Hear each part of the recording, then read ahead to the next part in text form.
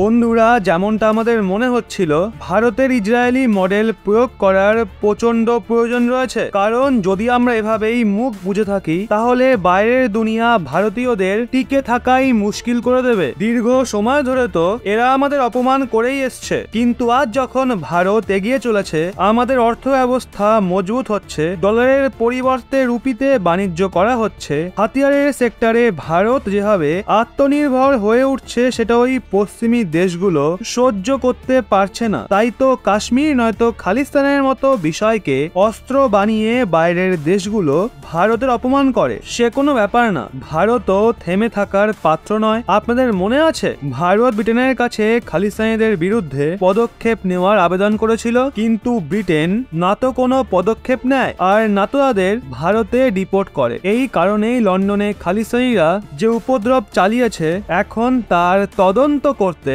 ভারতের national investigation agency UK পৌঁছে গেছে। আজ্ঞে হ্যাঁ বন্ধুরা, ভারত লন্ডনের মেট্রোপলিটন পুলিশের ভরসায় থাকার পরিবর্তে নিজের এনআইএ টিম ওখানে রওনা করিয়ে দিয়েছে, যাতে ভারতীয় পতাকাকে অপমানিত করা ব্যক্তিকে ধরে ভারতে আনা যায়। লেটেস্ট মিডিয়া রিপোর্ট অনুযায়ী এনআইএ ভারতের হাই কমিশনে হামলা করা ওই সমস্ত খালিস্তানি সমর্থকদের বিরুদ্ধে আইপিসি ধারা 109, 147, 148, 149, 120B, 448, 452, 325 সব লাগু করেছে। ভারতের প্রপার্টির ক্ষতি করা ধারা 3 মতো অসংখ্য ধারার ভিত্তিতে খালিস্তানিদের বিরুদ্ধে মামলা করা হয়েছে। এনআইএ খালিস্তানি লিডার আফতার সিং খান্ডা, জসবীর সিং ও গুরুচরণ সিংকে প্রমুখ অভিযোগী করেছে, যারা ইউকেতে খালিস্তানি গ্রুপ চালায়। ওখানকার শিখ যুবকদের ভারতের বিরুদ্ধে ভড়কিয়ে তাদের ভারত বিরোধী কার্যক্রমে সামিল করায়।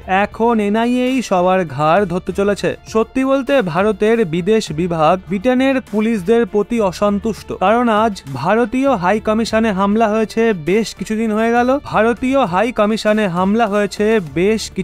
গেল, কিন্তু তাও খালিস্তানিরা ব্রিটেনের রাস্তায় খোলা মেলা ঘুরে বেড়াচ্ছে, আর আমাদের ভারতের মানুষরা ভারতীয় পতাকা নিয়ে ব্রিটেনে চলতে ভয় পাচ্ছে, কারণ এই খালিস্তানিদের কাছে মাথা বলে কিছু নেই। এরা সরাসরি ঝামেলা করা শুরু করে দেয়। এর জন্য ভারতকে বাধ্য হয়েই তাদের ইনভেস্টিগেশন টিমকে ওখানে পাঠাতে হয়। যদিও ভারতের এই পদক্ষেপ দেখে ব্রিটেনও অবাক। এনআইএ সরাসরি ইউকেতে ঘোরা খালিস্তানিদের বিরুদ্ধে আইপিসি ধারা 109 ঠুকে দিয়েছে, যেখানে এই কাজটা ইউকের পুলিশদের করা উচিত ছিল। বন্ধুরা, আপনারা কি ভারতের এই পদক্ষেপকে সাপোর্ট করছেন? আমাদের কি এভাবেই ভারত বিরোধীদের চেপে ধরা উচিত? নিচে কমেন্টে আপনার মতামত অবশ্যই জানান।